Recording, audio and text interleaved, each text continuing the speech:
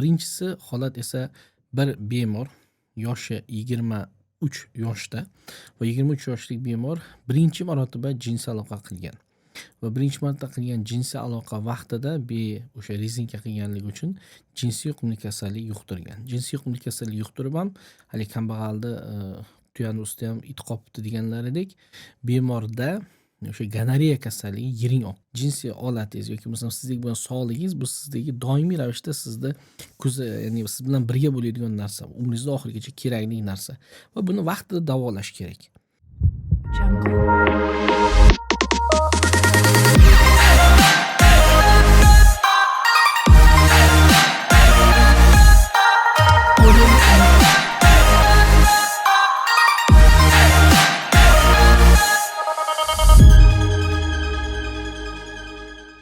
Hammaga assalomu alaykum. Sizlar bilan diplomirованный vrach, xirurg, urolog, androlog, vrach ultrazvukovой diagnostik Erkinjon Yo'ldashev.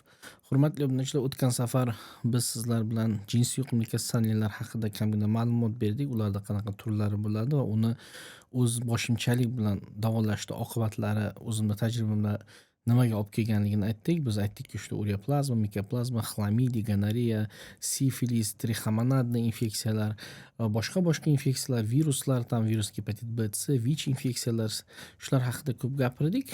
Endi esa o'zimda sizlarga обещать qilgan va'daga muvofiq aytdimki, o'zimda klinik holatlar, ya'ni tajribamda bo'lib o'tgan qiziq holatlar haqida so'zlamoqchiman. Birinchisi holat esa bir bemor yoshi 23 yoshda va 23 yoshlik bemor birinchi marotaba jinsiy aloqa qilgan.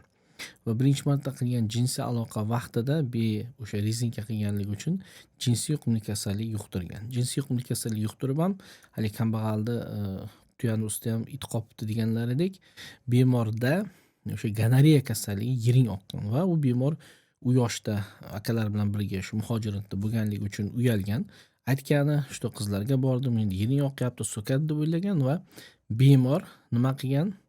Internetdan har xil mana shu kasallikni davolashni yo'llarini izlashni boshlagan va yo'llarini izlagandan keyin o'sha bir videoga ko'zi tushgan. U videoda furatsiniy bilan o'sha joyni yuvishlik haqida ketgan. Bu juda известный video va bu o'sha bemor o'sha furatsiniy bilan siydik yo'llarini yuvgan va yuvganlik natijasida bemorda o'sha gonoreya xronический holatga o'tib tuxumlariga o'tib ketgan va tuxumlardan prostatasiga va katta o'tkir prostatit, o'tkir orxid kasallikka olib kelib reanimatsiyaga tushguncha qolgandan keyin akalari ko'tarib olib kelgan va uni biz antibiotiklar bilan zo'r o'ziga keltirib oldik. Ya'ni bu kasallik gonoreya kasallik, agar buni vaqtida davolamasa, mana shunaqa narsalar qilsa, uni o'zi bitta antibiotiki bor. Ya'ni o'sha qilmasa bu hatto qoringa ham o'tib ketishi mumkin. Qorinda o'sha eng mana xirurglar bilishadi. Peritonit degan kasallik bor, gonoreyni peritonit degan kasallik bor. Ya'ni o'sha ko'zga ham o'tib ketganligi ham bor va ko'zga hamma joyga o'tib ketishligi mumkin. Va gonoreya kasalligida shunaqa holat bo'lgan va albatta Allohga o'rtaga shohid qilib aytamanki, men doktor sifatida birorta klinik rekomendatsiya, ya'ni bir katta avtoritetni, ya'ni eng oliy bo'lgan qonunlarda urologiyani, infeksionistlarni, ya'ni yoki bo'lmasa venerologiyani yoki andrologiyani qonunlarida birorta joyda yozilmaganki, agar siydik yo'ldan yiring oqsa, borib uni furatsiniy bilan yuvishlik. 17-asrda sifilis kasalligiga qarshi bo'lmaganlik holatda u vaqtda u narsa bo'lmaganligi uchun o'sha odamlar oldin o'sha bemor tushunmaganligi uchun, unda antibiotik bo'lmaganligi uchun o'sha nimani sifilisni furatsiniy bilan sifilis vaqtida yoki boshqa kasalliklarni yuvishgan. Lekin unda antibiotiklar bo'lmagan. Antibiotiklar paydo bo'lishi bilan o'zi butun dunyoda mana shu gonoreya kasalligini bitta antibiotik, bitta tabletkasi yoki bitta ukol bilan davolasa bo'ladi. Lekin bundan ko'plar qochadi, ko'plar xohlaydi, даже bu bemorga mayli akalardan qo'rqibdi, ko'plar pul ekonom qilaman deydi, qizlarga boradi, qizlarga ham katta pul sarflaydi, doktorga o'zini sog'ligi kelganda pul sarflamaydi va natijada shunaqa holat bo'ladi. Albatta, bu bemorda bunaqa holatida biz unga unaqa dars o'qimaymiz, bizga shifokorga murojaat qilib kelgan, lekin o'sha yozgan doktor mana shu Fratselinni yozgan. Mana shu Fratselinni boshqalarga tavsiya bergan. Qiyomatda mayli bu dunyoga 3 kun undan yoqasidan ushlab, "Sen menga shuni yozuvding" demaydi. Chunki o'zini xohishi bilan qiladi. Lekin qiyomatda Xudo oldida qanday javob beradi? Ya'ni bu noto'g'ri o'sha tavsiya bilan bemorda mana shunaqa asoratlar bo'ldi va kelajakda bemorda bepushtlik bo'lish ehtimoli juda baland. Chunki bemorda tuxumgacha o'sha infeksiyalar kirib ketgan va tuxumni ichidagi paydo bo'layotgan urug'lar, ya'ni urug'lar birinchi tuxumda paydo bo'ladi va bu imенно tuxumdagi o'sha ichidagi bo'lgan seminniy kanalsiya deydi, shu kanalsiyaga ta'sir qiladi. Va u yerdagi bo'lgan urug'larni ham 0% ga tushirib qo'yishligi mumkin. Albatta, mana shunaqa orxid degan kasallikda yoki o'sha tuxumda o'taydigan urug' kanali yopilib qolishi mumkin. Obstruktivniy azospermiya yoki umuman azospermiya, ya'ni urug'lar umuman 0 ga tushib qolishlik ehtimoli juda baland, 80% hollarda bo'lishligi mumkin. Bu kliniskiy rekomendatsiya va kliniskiy bu ya'ni kitoblarda bu narsa yozilgan. Shuning uchun hurmatli obunachilar, mana shunaqa holatga tushmaslik uchun sizda shu muammo bormi? Jinsiy olatingiz yoki bo'lmasam sizdagi bo'lgan sog'ligingiz bu sizdagi doimiy ravishda sizda ya'ni siz bilan birga bo'ladigan narsa, umringizni oxirigacha kerakli narsa va buni vaqtida davolash kerak. Va yana qaytarib aytaman, buni oldini olish bitta yo'li faqat shu zino qilmaslik, yomon ishlar, yomon qizlarga harom ishlarga bo'ladi. Da tushunaman, bemorlar bor. Misol mana bu bemor nima uchun 23 yoshda? Bu bemorda giperseksualность. Bunda ya'ni jinsiy aloqaga xohish juda baland va xohish baland bo'lganligi uchun bemorda o'sha qizlarga borib qo'ygan, buni endi zinoni tavba qilsa Xudo kechiradi. Lekin bu yerda mana shuni noto'g'ri davolaganligi ustida haligi yarani ustiga yarani o'zi yara bo'libdi, yana tosh bilan urib, uni yana battar yara qilganlik qoldi va bemorda biz hali uni kuzatganimiz yo'q, ya'ni kundan keyin kelmadi, bepushtlik bo'lish ehtimoli juda baland.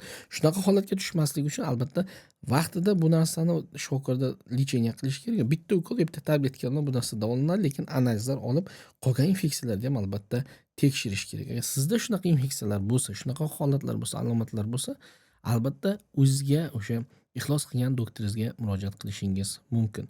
Agar bizga murojaat qilmoqchi bo'lsangiz, marhamat, biz Moskva shahridamiz. Mana shu kasalliklarni kuniga ko'ramiz. Bu haqda bizda katta professionalniy, ya'ni optimiz katta, imенно tajribamiz. Chunki mana androloglar bilan gaplashamiz, urologlar bilan men kuniga 3 ta 4 ta gonoreya ko'raman, davolayman desam, men yarim yilda bitta ko'raman deydi. Chunki ruslar har xil bunaqa fohisha qizlarga bormaydi, o'zlarining ichida jinsiy aloqa qiladi. Ularning ko'plari bir-birini jinsiy aloqa qilishdan oldin tekshirishadi. Misol, mana meni analizim, menda VICH yo'q, gepatit B, C yo'q, mana bu infeksiyalar yo'q. Sendachi, senda ham yo'q. Biznikilar qanday bechoralar endi muhojiratda bo'lganligi uchun ko'plarning oilalari u yerda va bu yerda esa hech kim yo'q. Yosh bolalar bo'lsa shu Natashalar yoki bir narsa deydi, orqasidan ketadi.